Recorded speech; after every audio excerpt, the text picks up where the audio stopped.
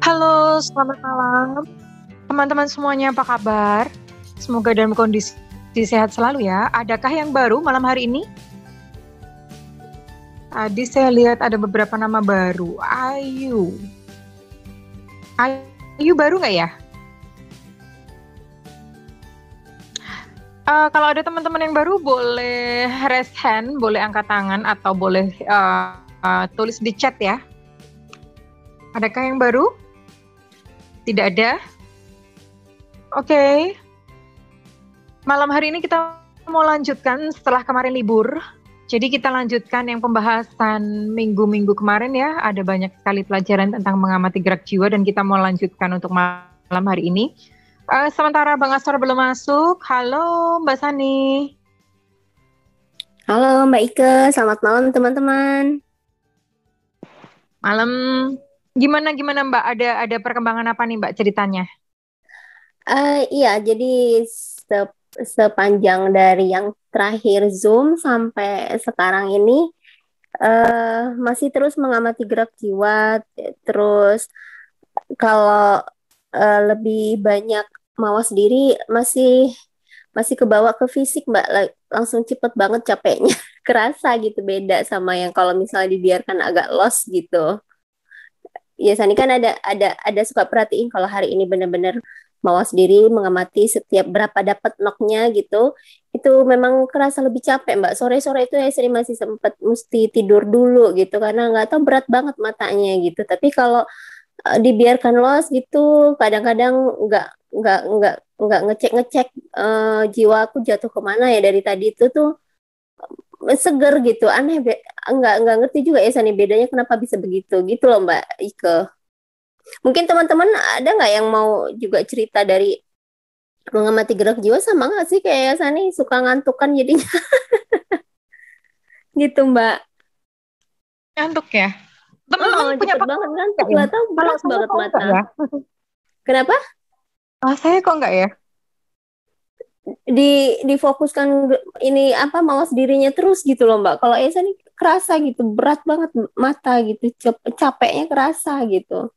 Tapi kalau sambil nggak terlalu nggak terlalu ngumpulin gitu, nggak terlalu mengkolek noknya itu, dibiarkan gitu aja, seger sih biasa kayak hari-hari yang dulu gitu. Teman-teman ada yang punya pengalaman sama seperti Mbak Sani ketika sedang mengamati gerak jiwa jadi cepat ngantuk gitu? Mm-mm. Itu bukan karena kebanyakan makan nasi ya Mbak? Ah, karbo ya. Kebanyakan makan karbo itu jangan-jangan.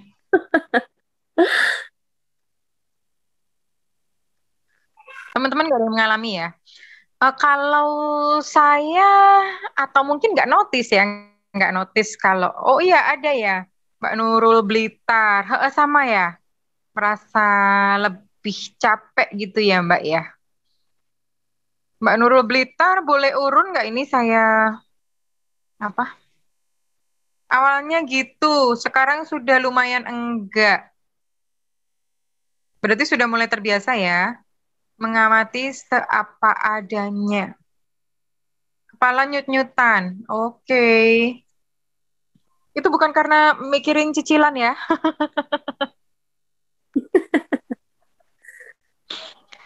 Iya, kalau saya sih nggak ada atau mungkin nggak notice, tidak merasa atau tidak mengamati eh, ke Ke fisik. fisiknya ya. Heeh. Heeh. Oh, heeh.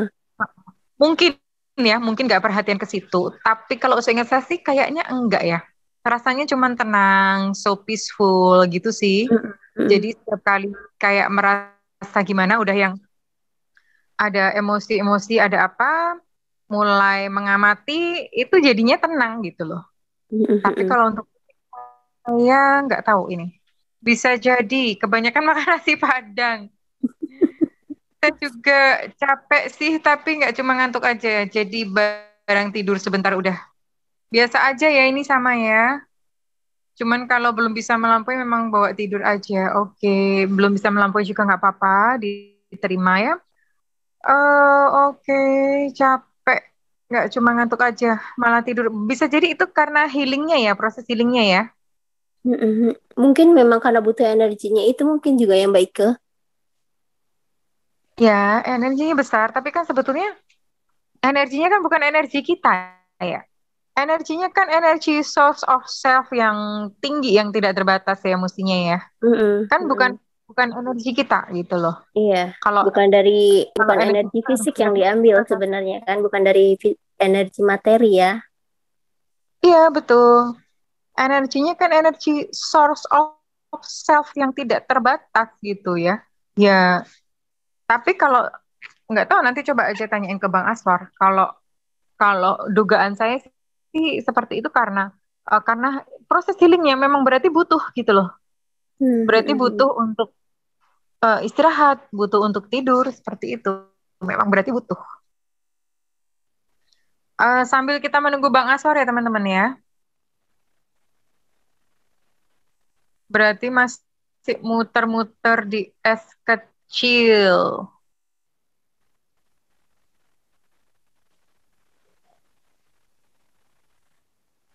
Kalau Terlalu Sani banyak pas yang bilang, nangkep yang nok rendah itu ada ada kalanya kadang ya Sani cuma ngamatin.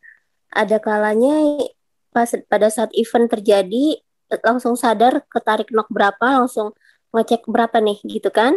Terus langsung naikin lagi ke 250, 350. Nah, di situ yang apa kerasa capek. ngerasa capek karena mesti naik berapa nih langsung kayak gitu Mbak Ika, jadi nggak mau membiarkan ya udah nanti aja deh gitu, nggak mau kayak gitu, jadi di saat itu juga Mbak gitu, mungkin di situ juga sih yang belum terbiasa ya. Ya, belum Kalau terbiasa ini kan sama mungkin biasanya, ini. hah? Apa ya? Masih masih pakai effort sendiri ya. Iya karena kalau Masih ngejar gitu loh maksudnya. Mungkin Mbak Sani masih ngejar kayak "Oh, aku harus harus segini, ini harus knock segini gitu loh. Harus melampaui, harus enggak, knock segini. jadi kalau ini lebih lebih cepat, lebih cepat kerasa tenangnya itu pakai yang 250, 350 itu udah cukup sih buat Yasani Mbak. Tapi kalau udah ke 400 biasanya kan kalau yang hal-hal apa hal-hal yang lebih ke mekanis biasanya, yang lebih ke doing. Kalau yang emosional biasanya pakai yang 250, 350 udah nggak bergetar dadanya kalau lagi marah atau lagi apa gitu. Kalau yang emosional kan cepet ke dada, ke darah. Ke Kalau darah kayak maksudnya gitu darah bisa naik gitu ya. deg-degan juga itunya Mbak. Apalagi kalau ya sani mesti nahan Heeh. tangan kan, nahan tangan, nahan mulut kan di sini kalau lagi marah ke anak-anak. Mesti Hmm. benar-benar sadar gitu loh Mbak Ika, biar nggak Iya, kelepasan. iya. Iya, iya. Nanti bisa ditanyakan ke Abang. Kalau dugaan saya sih itu tadi ya. Too much effort from ourselves gitu. Atau ya memang itu healingnya gitu loh. Healingnya seperti itu. Memang tubuh butuh gitu.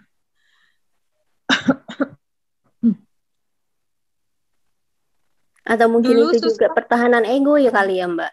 Ya, Bisa. pertahanan ego, biarin aja nanti aja daripada capek gitu. Jadi dibiarin. Bujukan ego. Bujukan ego. Dulu susah tidur karena banyak mikir. Sekarang udah lebih let go. Gampang tidur. Alhamdulillah. Tidak pakai obat tidur ya. Alhamdulillah. Oke. Terus ada apa lagi Mbak Sani? Jodoh Nah, membutuhkan yang kasih. jadi yang ini pas banget Mbak berkaitan dengan yang kita bahas barusan ini. Jadi ya Sani flashback kan, memperbandingkan kayak siapa tadi yang komen dulu nggak bisa tidur sekarang udah lebih tenang gitu kan, itu udah alhamdulillah banget perbedaan progresifnya kan. Jadi ya Sani pun kemarin itu pada saat perenungan itu Mbak kan, apa ya kayak flashback gitu Mbak.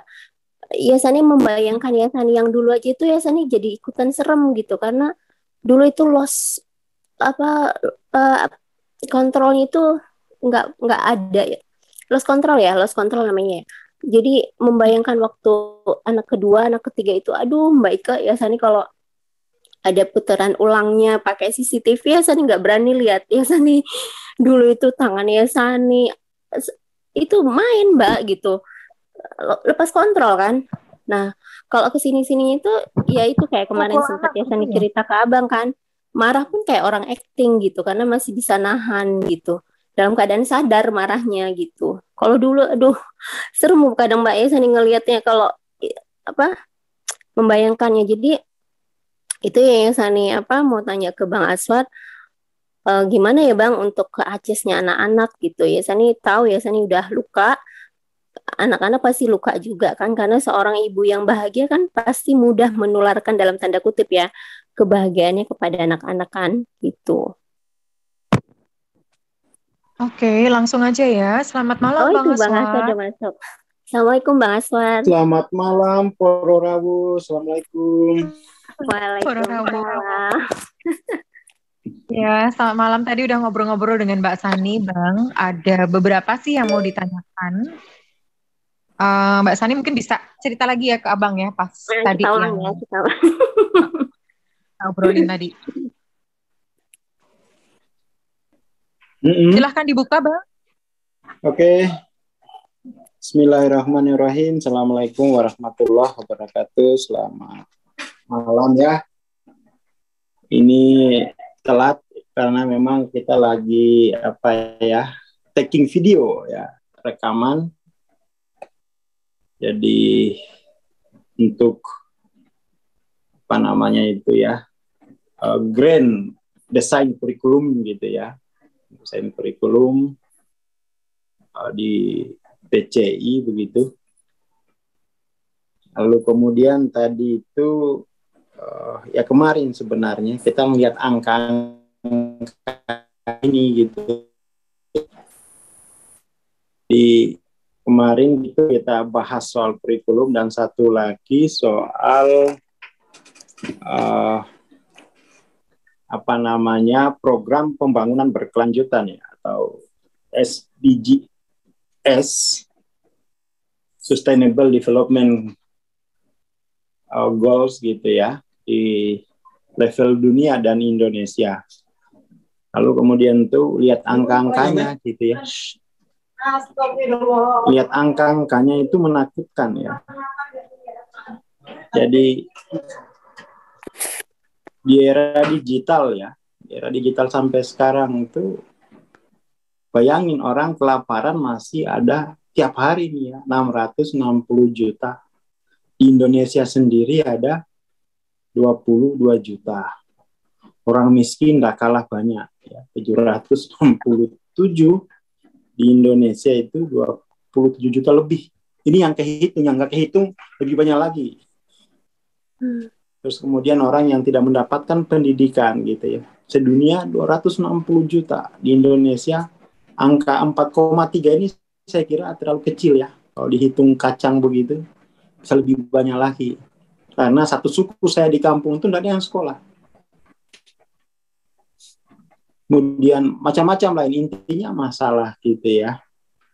Lalu kemudian itu saya berpikir, nah, melihat angka ini yang mengejutkan, tapi juga itu sekaligus mengingatkan tentang diri saya sendiri 20 tahun lalu. 20 tahun lalu semuanya ini saya masuk nih kategori ini. Semuanya masuk. Lalu kemudian tuh ya 20 tahun lalu itu 2002 tuh berarti udah 20 tahun ya. Jadi 20 tahun lalu itu beruntungnya. Jadi saya termasuk 20 tahun yang lalu itu ya pendidikannya cuma SMEA begitu. Beruntungnya waktu itu ya ketemu Mbah.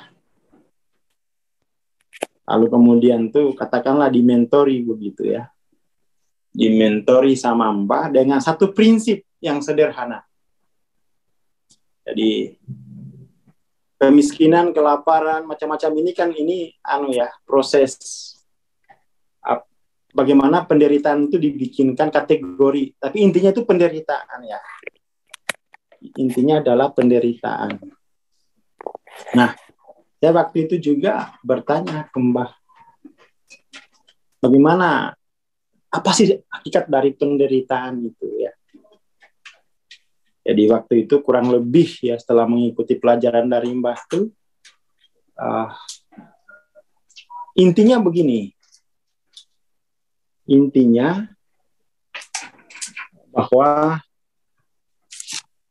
kalau ya kita tidak bisa melampaui ya, kalau kita tidak bisa melampaui potensi lemah dalam diri, maka potensi kreatif atau potensi kuat tidak akan aktual. Yang demikian, maka yang aktual itu adalah potensi-potensi lemah. Potensi-potensi lemah itulah yang kita sebut sebagai ya kemiskinan, kelaparan, dan sebagainya ini. Kan gitu ya, termasuk tadi misalnya main tangan gitu ya. Ya kan? Itu salah satu Jadi saya megang prinsip itu saja.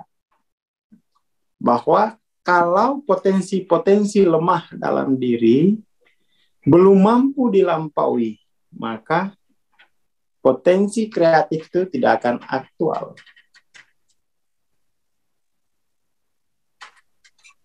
Atau yang aktual itu terus-menerus potensi lemah. Apa ya? Asasnya begitu. Kurang lebih yang saya simpulkan selama bersama Mbah. Maka saya fokus untuk mengenali potensi lemah maupun potensi kuat dalam diri, dan yang sudah aktual kan potensi lemah gitu ya. Lalu kemudian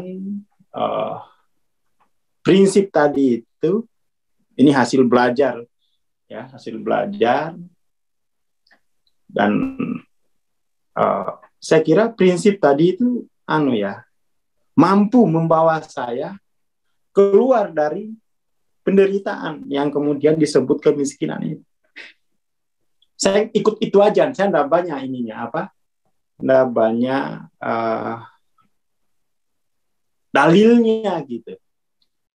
Karena itu yang ajarkan adalah guru tarekat begitu ya, mursyid saya, ya saya ikuti.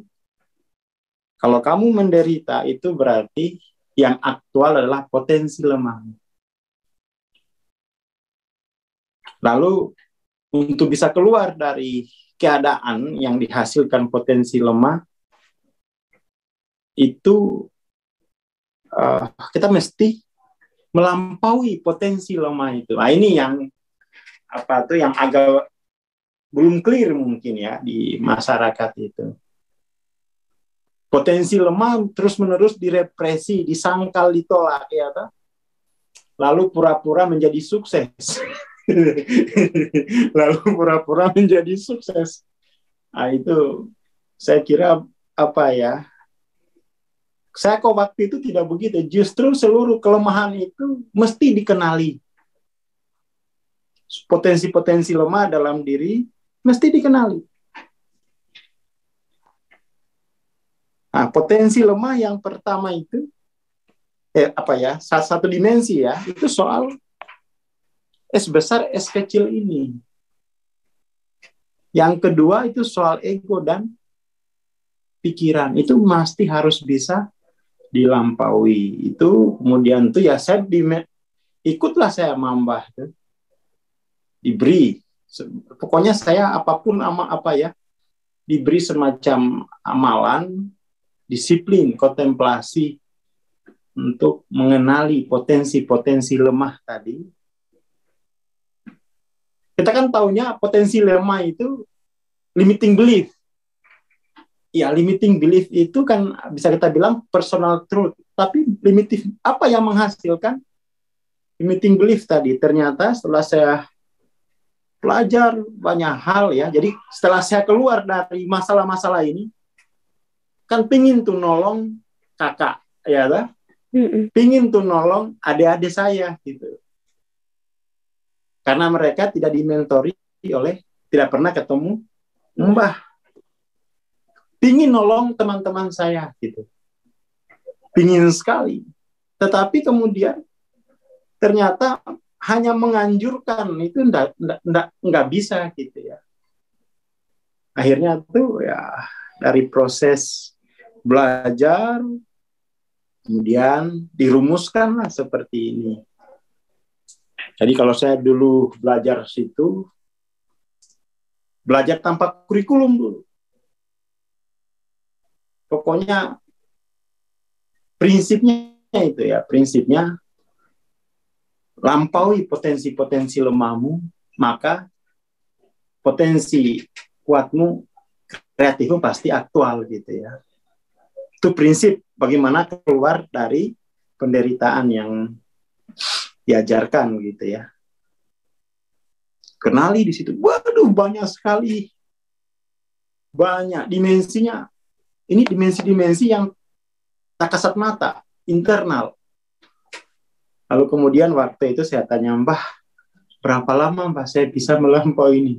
9 tahun. Mbah, jangan 9 tahun. 2 tahun aja, Mbah.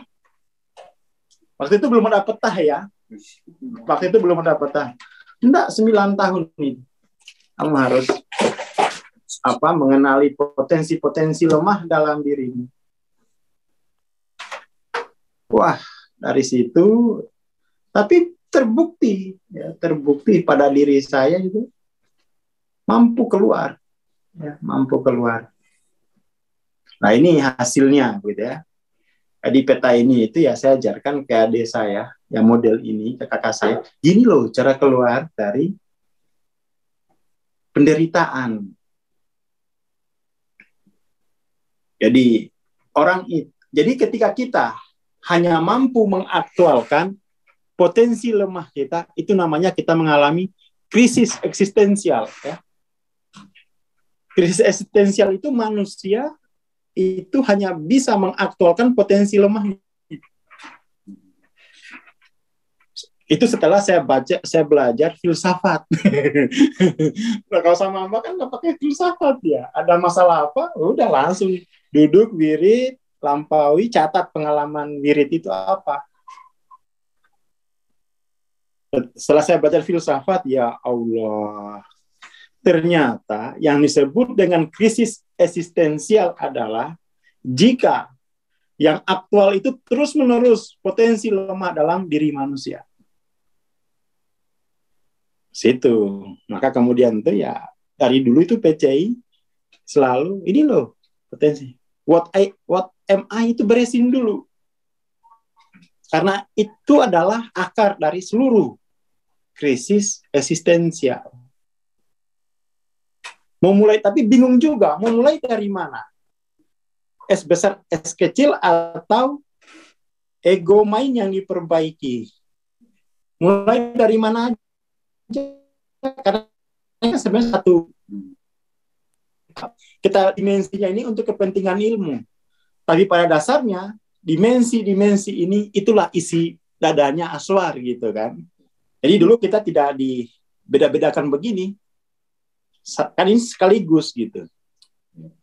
Kalau kita bisa shifting ke S besar, maka potensi ego, potensi pikiran itu terlampaui. Ya kan? Cuma memang ini mesti ngaji ya. Ini ngaji. Nah, ini ngaji lah. Itu dari situ kemudian tuh ya apa ya? Bagi saya ini teman saya bilang, wah kamu gila, ini ngajarin di kampus aja itu orang belum tentu paham loh. Kamu ngajarin di kelas publik bahasa-bahasa begini, apa mudeng? Enggak, saya bilang, insya Allah mudeng. Asal dia paham gitu ya. Asalkan dia mau belajar, dia menyadari apa sebenarnya masalahku ini. Masalahku ini cuma satu. Kenapa yang aktual potensi lemah? Udah itu aja masalahmu, Mas Tani. Itu aja masalahmu. Masalahmu itu cuma satu. Yang aktual potensi lemah. Itu dulu saya hampir nangis tuh. Ada teman saya yang bisa baca garis tangan gitu ya.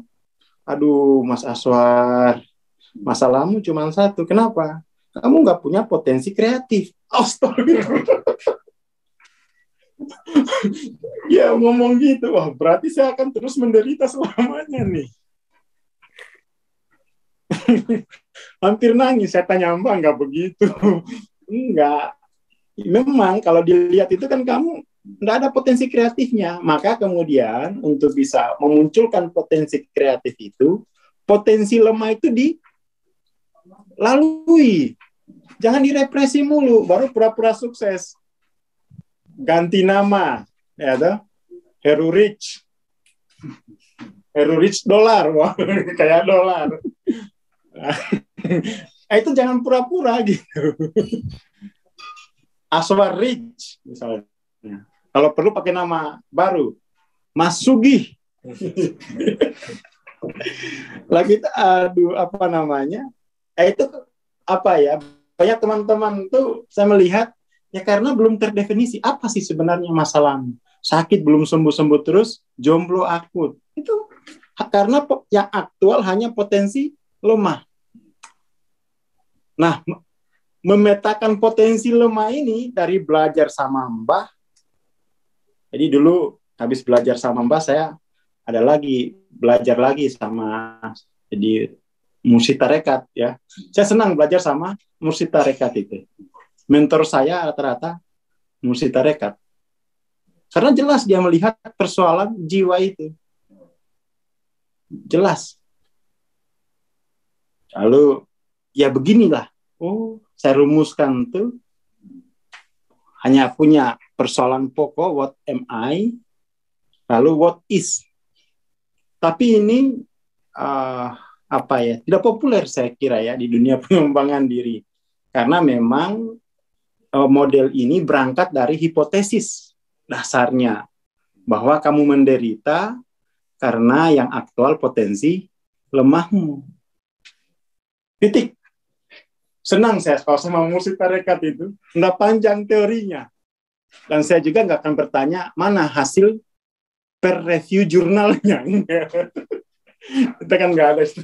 Ini bagi saya itu make sense gitu. Karena memang apa ya, belajar itu bahwa kita itu punya potensi fujur dan takwa. Tapi yang kenapa yang muncul potensi fujur toh takwanya ini nggak ada yang muncul. Jadi itu Mbak Sani ya, itu kita ringkas. Jadi itu obrolan kemarin sampai sore tadi, ini baru pulang untuk memetakan gitu. Kita harus mampu merumuskan satu persoalan mendasar. Kenapa manusia menderita? Bukan karena kurang berjuang, bukan karena malas, bukan karena macam-macam ini, bukan karena miskin. Kelaparan ini kan adalah kategori dari penderitaan yang kita alami ya. Tapi kenapa itu kita mengalami itu? Itu Mbak Sani, biar tidak terlalu banyak hipotesis. Biar tidak terlalu banyak hipotesis. Jadi kenapa menderita Mbak Sani? Karena lebih sering mengaktualkan yang potensi lemah, Bang. Nah itu. Artinya potensi lemah itu belum mampu Lampaui. Itu aja udah cukup. Makanya saya dulu ya megang itu gitu, tenang batinnya. Saya enggak terlalu banyak ikut pelatihan gitu. Karena cukup pegang itu. Cukup pegang itu aja. Dan itu mungkin belum pernah ditulis tuh di buku jurnal manapun ya. Belum pernah ditulis mungkin. Karena itu kesimpulan saya dari belajar beberapa mursyid. Itu aja. Dan bagi saya, kalau kita ini kan jadi saya itu karena budayanya dari kecil tuh udah lihat orang tarekat, di kampung saya itu orang tarekat itu paling sakti. Jadi misalnya ada asesmen nih, psikolog dengan mursyid. Itu secara intuitif saya akan ikut asesmen dari mursyid tadi. Karena kita dari kecil dia bahwa ini dia bisa melihat kedalaman yang paling dalam dari jiwa manusia. Bukan berarti kita mengabaikan penelitian psikologi, enggak. Cuman dari simpelnya itu loh. Simple. Lalu kemudian karena simple, kita tinggal fokus pada bagaimana melampauinya, Mbah. Ya, bagaimana melampauinya. Itu membutuhkan proses mentoring, proses amalia. Nah, dulu saya melaksanakannya itu tanpa peta-peta kayak begini. Tanpa peta-peta begini gitu. Pokoknya samina, Pak. Tapi untuk itu cara belajar yang sulit saya kira. Ikut aja tanpa peta gitu. Hanya ya udahlah gitu ya. Udahlah. Daripada saya menderita terus. Toh dia punya hipotesis. Walaupun hipotesisnya itu tidak sama dengan hipotesis di ilmu psikologi misalnya, di ilmu pengembangan diri misalnya. Akhirnya belakangan saya ketemu buku Hawking, wah sama hipotesisnya. Walaupun tidak secara eksplisit, tapi sama tuh hipotesisnya. Itu saya kuat. Dulu saya curigai ini jangan-jangan ini ini jangan-jangan ini belum direview nih ya. Karena nggak ada jurnalnya kan. Nggak ada jurnalnya. Jadi itu Mbak Sani termasuk anak-anaknya itu kan tadi pertanyaannya itu ya. Mereka sudah terdampak gitu kan. Iya. Kena aksesnya ini loh Bang. Itu yang Sani. Iya, enggak masalah. Itu hanya memperkuat potensi lemah mereka. Jadi pengalaman traumatik itu memperkuat potensi lemah. Tanpa pengalaman itu pun potensi lemah dulu yang aktual gitu loh Mbak Sani. Oh, iya. Jadi jangan merasa bersalah. Itu hanya memperkuatnya. Justru itu masalahnya tanpa kuat. Ya jadi kerja keras lagi nanti Bang itu merekanya ya. Iya, tidak udah masalah. Itu tambahin traumanya soalnya. Nggak masalah ya. Persoalan dasarnya loh, ini saya bandingkan teman-teman saya. Persoalan dasarnya itu teman-teman saya itu belum bisa keluar dari situ. Kenapa? Terlalu banyak hipotesis. Terlalu banyak hipotesis yang dia terima, akhirnya nggak ada yang dipraktekkan, yang diuji gitu. Kebanyakan hipotesis. Ada harus begini, ya kan? Itu hasil pengalaman saya. Jadi dari banyak teman berguru, yang mentas tuh ya satu. Karena saya udah itu aja hipotesisnya kayaknya benar deh. Waktu itu bilang begitu batinnya. Sekarang itu menjadi mewarnai gerak konten-konten di PCI. Ya karena itu yang saya lakukan gitu. Ya memang saya baca Hawking, tapi saya sudah dapat duluan gitu persoalannya dan cara menyelesaikannya gitu. Hawking ini kan bagi saya itu memperkaya gaya bahasa, ya toh? Hanya memperkaya gaya bahasa. Makanya kalau dibikinkan versi tarekatnya begini, versi Hawkingnya juga ada. Versi Hawkingnya itu ya yang kayak gini. Mana tuh ya? Nah, itu versi Hawking. Yang itness, subjectiveness, oneness, I-ness gitu kan. Itu versi Hawking. Tapi yang paling penting saya kira ya untuk bahasa pegang dulu asas itu. Jadi punya hipotesis. Tinggal kemudian tuh kenali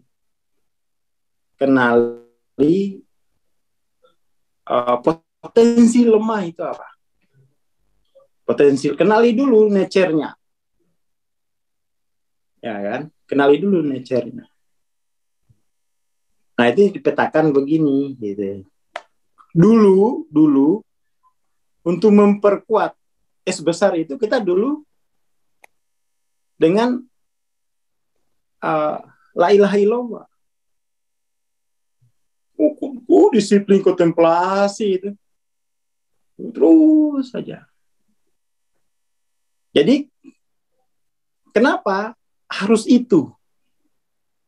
Karena sebelumnya kita pernah menjadi yang lain. Jadi kita harus melepaskan yang dulu. Jadi kan ada penegasian ya. Jadi prinsip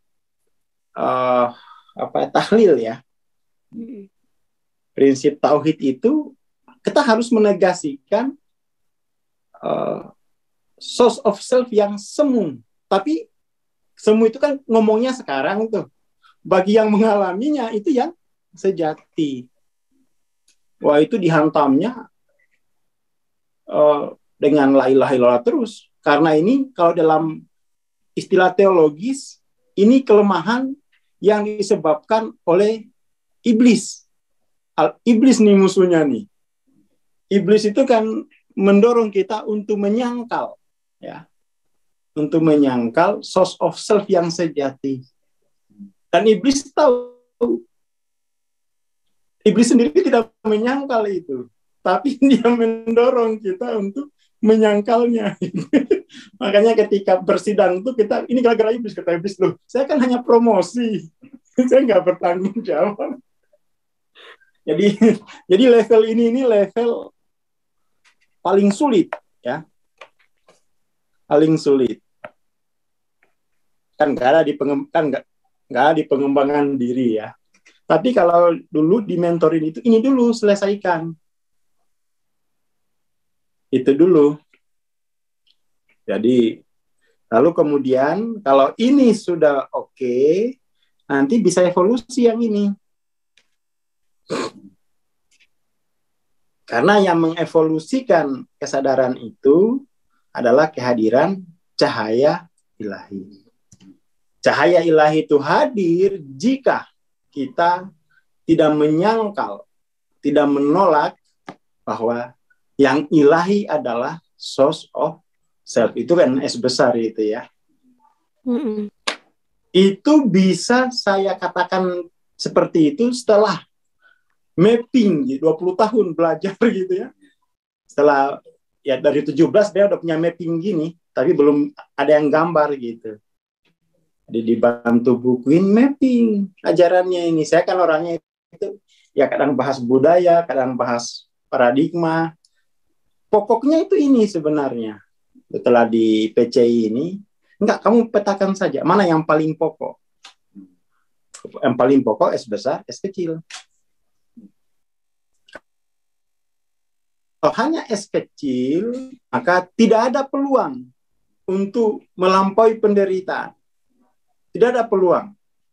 Tidak akan ada evolusi spiritual. Karena evolusi spiritual itu percepatan maksudnya ya. Karena kehadiran cahaya ilahi. Nah, gimana cahaya ilahi mau hadir kalau kita menyangkal bahwa yang ilahi itu adalah source of self. Paling-paling kita dapat bonus sifat rahmannya. Satu generasi 5 poin. Wah, berapa puluh tahun kita baru bisa keluar. Jadi untuk Mbak Sani, nggak usah ribet, nggak usah pusing soal ACES, apa segala. Yang penting kalau kamu bisa tuntaskan, ya, evolusimu sendiri, anak-anakmu belajar sama ibunya aja dengan hipotesis, dan itu lebih cepat dibandingkan dengan dia belajar ke yang lain. Ya, anak-anak. Jadi kamu nggak usah risaukan anak, mantan, calon, nggak usah. Kamu mesti jadi orang pertama yang berubah, ya, melampaui potensi-potensi lemah. Itu dulu. Dan itu ini akan menjadi apa ya? Pokoknya gitu. Apa ya? Ini kan PCI sedang itu ya, sedang beda seluruh buku arah ke sini.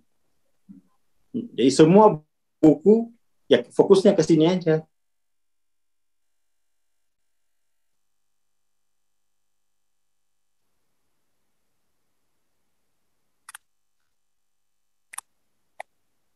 Kemute Bang.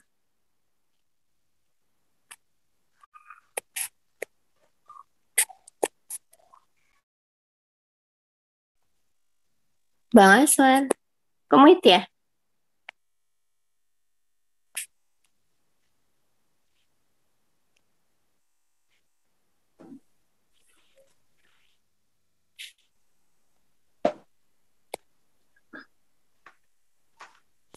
Jadi yang paling pokok itu yang harus dikenali adalah nature-nya. Ya, toh? Jadi mesti aware dulu dengan nature. Setelah aware, baru kemudian tuh coba terabas, bisa nggak apa namanya itu exercise gitu ya. Coba exercise, mampu nggak? Setelah mampu, baru manage, kelola nature itu.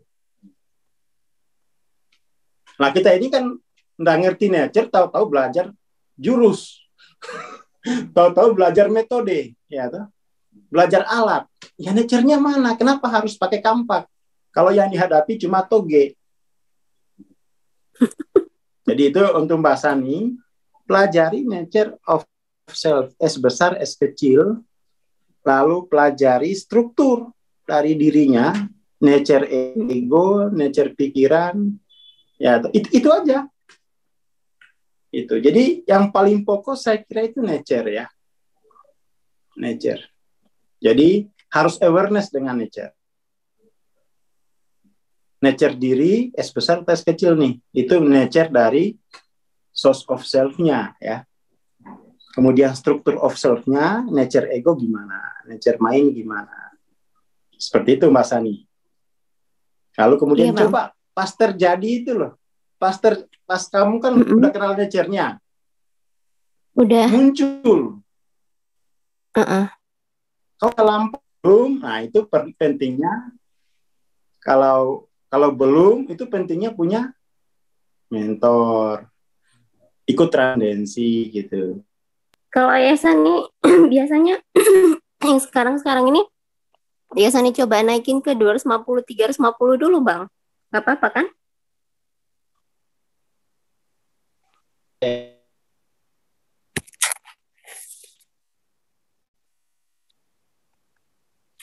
Halo Bang Aswar, suaranya. Sinyalnya ini kelihatannya. Tuh kan sinyalnya. Bang Aswar.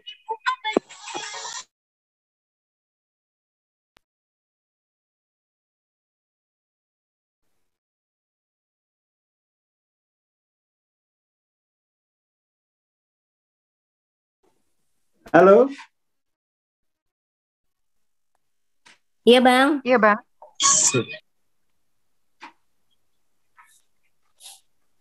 Halo Mbak Sani. Iya tadi gimana Bang yang kalau misalnya pas kejadian kan ya sini pas lagi mamas tuh tarik nih gitu ya sini langsung naikin ke 250, 350 itu gimana Bang?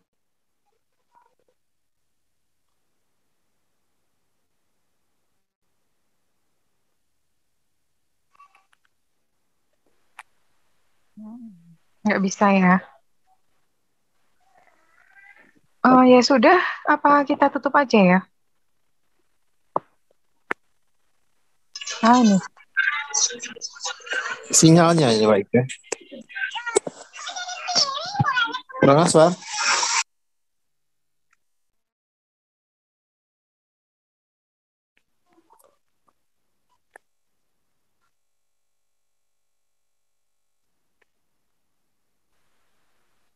Iya, sinyal ya. Oh, malah ketendang sekarang. Oh, udah keluar ya. Ketendang udahan.